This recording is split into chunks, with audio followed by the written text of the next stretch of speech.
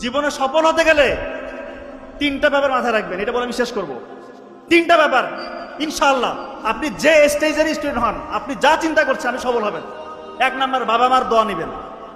মা যদি বেঁচে থাকে মায়ের পায়ের নিচে বসে থাকেন, কান্নাকাটি করেন। মারা অনেক সময় বয়স হয়ে যাওয়ার কারণে একটু উল্টাপাল্টা বলতে পারে, এটা মনে কিছু নেওয়া যাবে না। মা তো বলতে পারে, পা ধরে তাকে মাপ চান, ক্ষমা চান, মায়ের দোয়া নেন, জীবন বদলে যাবে।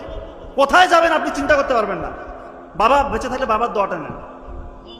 দুই নাম্বার হচ্ছে অধ্যাবসায় লাগবে, অধ্যাবসায়টা লাগবে এবং কিভাবে পড়তে হবে সেটা আমি বলেছি, সিস্টেমটা আমি বলেছি। নাম্বার 3, গোপন গুনাহ ছেড়ে দিতে হবে, গোপন ইবাদত করতে হবে।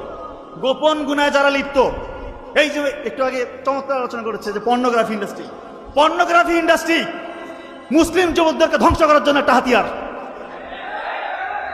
আজকে আমার কাছে হাজার হাজার পেশেন্ট ফোন দিয়ে কান্নাকাটি করে, স্যার কোনো উপায় পাচ্ছি না, কিভাবে কি চক্রে ঢুকে গিয়েছি, আজকে বের হতে পারছি না, অসহায় স্যার, আমি অসহায়, মনে হয় মরে যাই। এমনও চিন্তার বিকৃতি হয় যে তাদের এখন অপোজিট সেক্সের প্রতি আর আগ্রহ থাকে না, হোমোসেক্সুয়ালের টেন্ডেন্সি চলে আসছে পর্নোগ্রাফি দেখে দেখে। স্যার আমি চাই না স্যার যে একটা ছেলেকে আমার ভালো লাগছে, ছেলে ফোন দিয়ে বলতেছে স্যার আমার অন্য একটা ছেলেকে ভালো লাগতেছে, কেমন কথা, কান্না করে কিন্তু কোনো উপায় নাই। স্যার আমার মধ্যে ওই চিন্তাটাই আসতেছে না স্যার, আমি যে বিয়ে করবো ওই মানে ওই টাকা যেটা আমার মধ্যে নাই, ওই আগ্রহটা আমি হারিয়ে ফেলেছি। স্যার আমি এরকম ছিলাম না।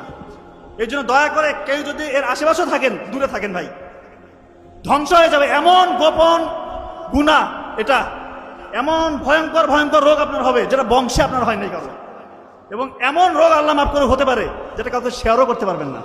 এই জন্য গোপন গুনাহ ছেড়ে দেন, আল্লাহ তাআলা খুশি হয়ে যাবে।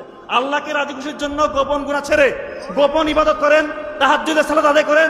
যে স্বপ্ন আপনি দেখবেন সে স্বপ্ন ইনশাআল্লাহ আপনি বাস্তবে রূপান্তরিত করতে পারবেন, এটা আপনি বিশ্বাস করেন।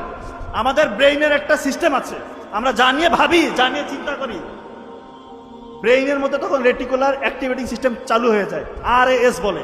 জানিয়ে চিন্তা করবেন, জানিয়ে ভাববেন, ব্রেইন তখন আপনাকে ওইভাবে পরিচালিত করবে। আর আল্লাহর সাথে কানেকশন আপনার আছেই। তার মানে এখন যারা চিন্তা করছেন যে আমি বড় ডাক্তার হব বা ইঞ্জিনিয়ার হব, বড় সায়েন্টিস্ট হব, ইসলামীর বড় দিনের দায়ী হব, আলেম হব, ইসলামকে নিয়ে চিন্তা করেন। 700 শতাব্দীর দিকে ইসলাম কোথায় ছিল?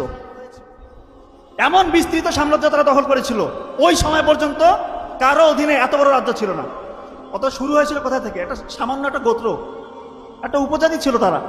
নবী করিম সাল্লাল্লাহু আলাইহি ওয়াসাল্লামের বদৌলতে তারা গোটা বিশ্ব দখল করেছিল।